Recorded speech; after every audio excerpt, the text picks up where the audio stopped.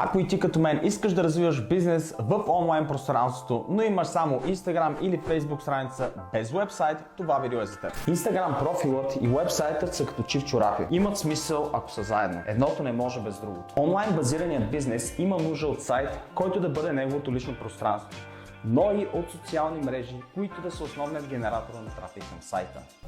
Instagram и Facebook са медии, в които да популяризирате вашия вебсайт, както и перфектно място да комуникирате с вашите клиенти и последователи, но те не са ваша собственост. Без значение какво предлага вашия бизнес, винаги е добре да имате вебсайт, който подробно да описва вашите услуги. Подреденият и добре работещ на всички устройства вебсайт вдъхва спокойствие и доверие, както подреждането на тежести след тренировка говори положително за отношението към нещата, които правите. А такъв може да направите само в няколко стъпки, чрез различните решения от superhosting.bg.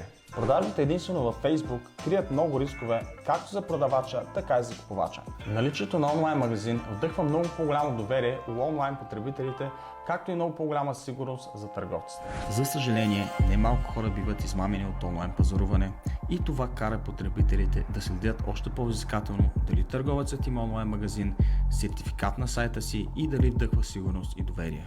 За 50% отстъпка за един нов брой хостинг, Superstart, SuperPro или SuperHosting, използвай кода